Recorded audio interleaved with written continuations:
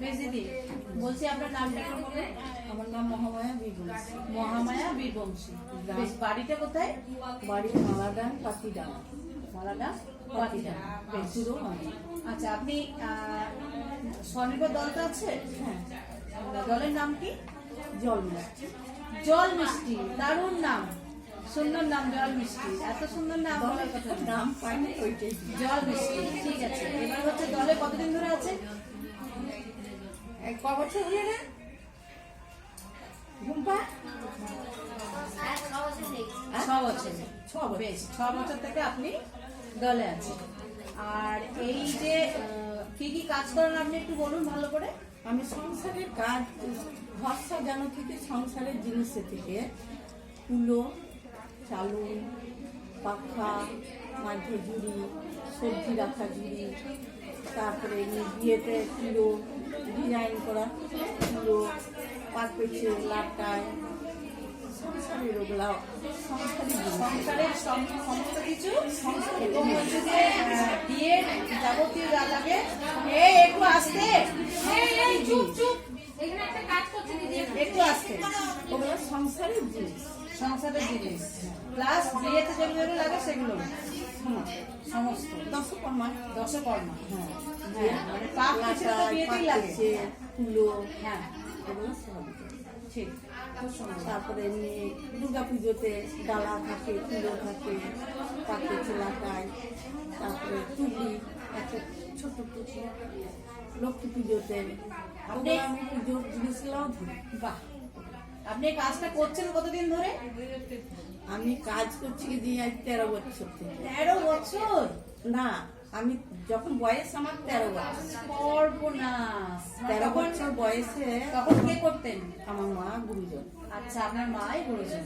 তো মা বাঁশ পাতি কেটে কুটে রেখে মা রান্নাতে যেত, একটু করে পাতি তুলে নিয়ে যে পুকুরে পার দিয়ে বসে চুপি চুপি।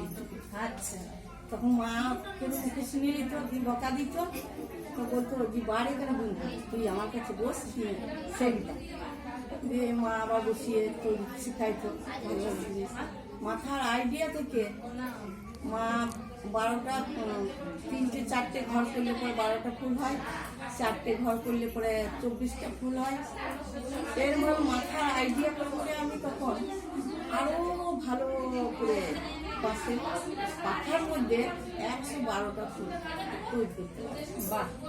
তখন গ্রামের বাঁশজো বলে গ্রাম, তো সেই গ্রামের লোকরা যখনই বিয়ে শাদি হতো তখন এসে বলতো, এই তো মেয়ের হাতে পাখা নেবো রে, আমার মেয়ের বিয়ে। তখন সেই পাখা এবারে দাম রেট তখন 1 টাকা থেকে এমনভাবে 50 টাকা হলো, 50 টাকা থেকে 100 টাকা হলো, সেই পাখা এখন 200 টাকা দাম। আপনার বাড়িতে আছে তো পাখা? হ্যাঁ, বেশ, আমরা তাহলে দেখতে যাবো। দিয়ে 200 টাকা দাম দিয়ে সেই সব পাখা ওই নিয়ে তখন মা বিক্রি করে আসতো, রান্না হতো, খেতাম, দিয়ে ওইভাবে থাকতাম। স্কুলে তখন যেতাম, তখন ওই কাজে খুবই নেশা, কাজের হিসেবে মেয়ে একটা মুসলিম মেয়ে হাসিবা বলে, তার সঙ্গে বন্ধু হয়ে গেল, দুজনে বন্ধু পাঠাইলাম। ও আসতো আমার কাছে, করতে পারো না, তোমার হাতের কাজ আমি শিখবো।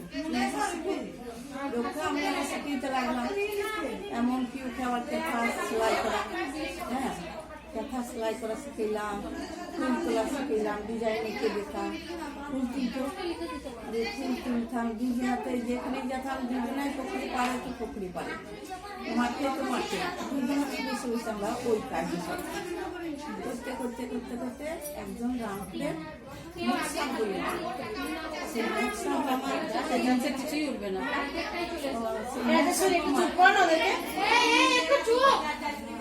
মুখসাপ মামা বলছে একটু পাখা করে দাম, বললাম যে দুও না, একটু চুপ করো না, তাহলে দুও না দিতে দাম হয় 4 কিলো পাখা কিন্তু চল আমার সঙ্গে অফিস চল দিয়ে ওই দিয়ে আসি অফিস, ওই লোকটা ভদ্রলোক আমাকে দিয়ে দিয়েছে, নিয়ে দিলাম। তো সেই পাখাতে আমি ফার্স্ট করে দিলাম, আবার পাখা দিলাম, আবার আমি ফার্স্ট সেকেন্ড নিয়ে গেলাম, কলকাতাতে ফার্স্ট হলাম, তারপরে আমাদের সিউড়িতে সেকেন্ড হলাম, তারপরে বোলপুরে সেকেন্ড হলাম, তারপরে জয়দেবে একটা চাল লাগিয়েছি, সিঙ্গিতেই দিয়েছে, সেই চালুতেও আমি আবার ফার্স্ট হলাম।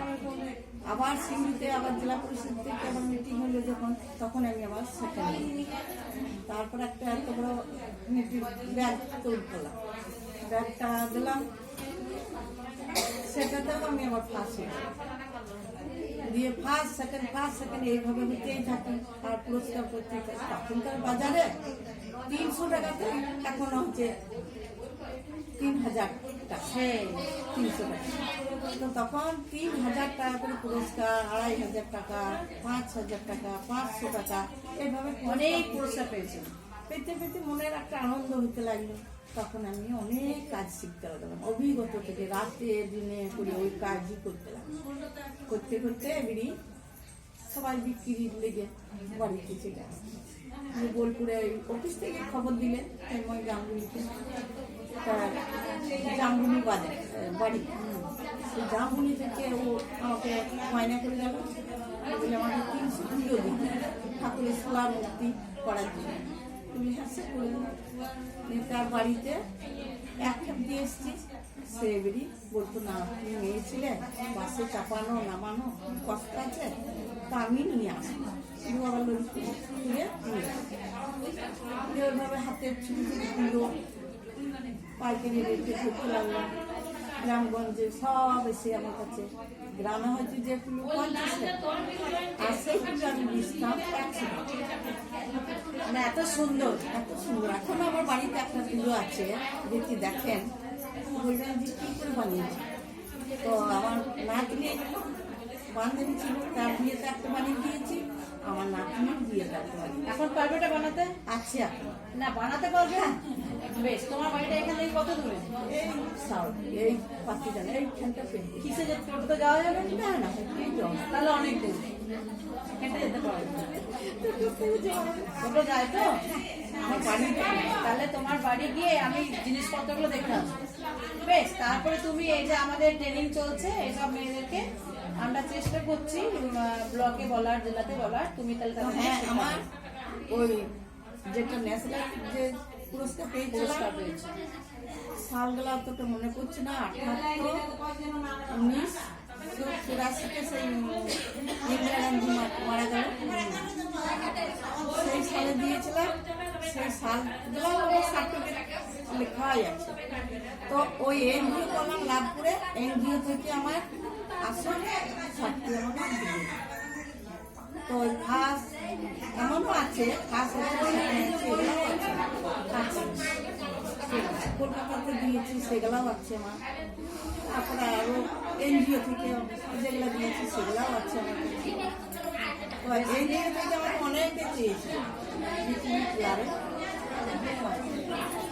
খুব ভালো লাগলো। আমরা চেষ্টা করবো যে তোমাকে আমি যদি আমার দিনে শেখাতে পারি তাহলে খুব ভালো লাগবে।